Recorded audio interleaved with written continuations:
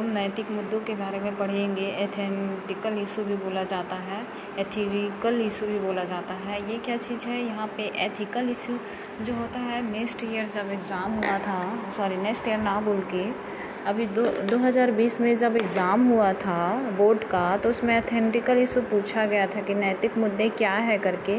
तो इसमें क्या बता सकते हो आप लोग? जैसे कि सिद्धांत है, विचार है और प्राप्त ज्ञान का अनुपालन यदि समुदाय के व्यवहार के निर्धारण में किया जाए तो उसको नैतिकता बोलेंगे। ठीक है, यदि समुदाय बोला जाता है तो समाज के जो उपयोगी के लिए किया जाता है उसको हम नैतिकता बोलेंगे। लेकिन यदि उसी को अनैतिक किसको बोलेंगे? वो लाभ हानि का विचार किए बिना ही क्या कर देता है, कृत्य करता है या हित साधन, अपने ही हित के बारे में सोचता है, उसको अनैतिकता बोलेंगे। ये पेपर में पूछा गया था।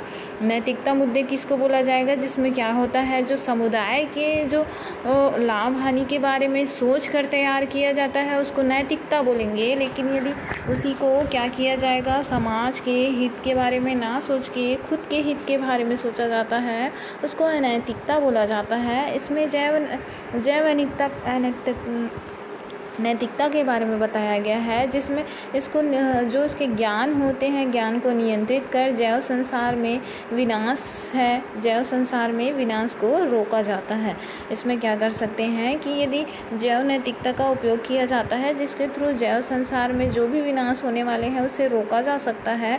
जैसे फसल है, यहाँ पे बता सकते हो आप, फसल का बता सकते हो, जीवों के नुकसान के परिणाम भी बता सकते हो। इसमें पारिस्थितिक तंत्र में प्रवेश की संभावना से इनकार नहीं किया जा सकता। यदि पारिस्थितिक तंत्र में प्रवेश हो रहा है तो उससे इनकार नहीं किया जा सकता। जैसे कि बीटी कपास के बारे में सुने होंगे, जो सूक्ष्म कृमि के अतिरिक्त अन्य जो जैसे परागकण में सहायक होते हैं, फायदेमंद कीटों के द्वारा भी सहायक होते हैं, लेकिन ये क्या होते हैं, वातावरण के लिए हानिकारक होता है। इसको अतः ऐसे जो सोचा जाता है तो लंबे समय के लिए महसूस की जा सकती है कि जो जीवों की सुरक्षा है उसके अनुसंधान संबंधी कार्यों के लिए वैधानिकता है।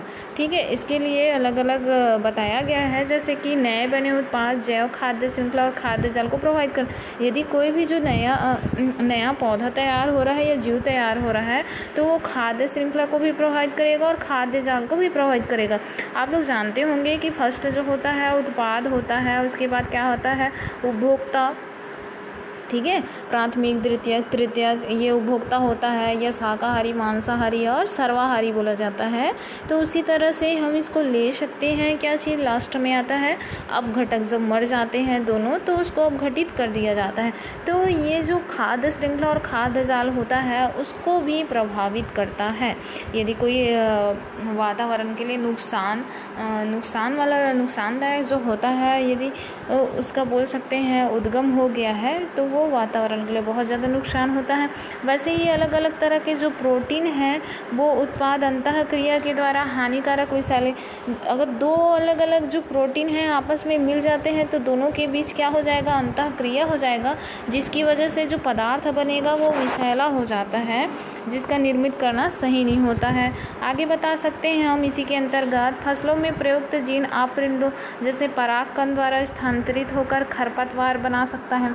यदि उसके जीन जो है, ये जीन जो है यदि खरपतवार में बोल सकते हैं परागकण द्वारा स्थानांतरित हो गया तो वो खरपतवार बना लेगा, जिसको घास वगैरह बोलते हैं, जो पौधे के लिए बहुत ज़्यादा बोल सकते हैं हानिकारक होता है। तो इसकी संभावना है कि ख़त्म करने की व्यवस्था है, फसल को वो ख़त्म कर देगा पूरी तरह से और फ़ायदेमंद भी नहीं रहेगा, जिसकी वजह से फसल जो है पूरी तरह से नुकसान हो जाएंगे।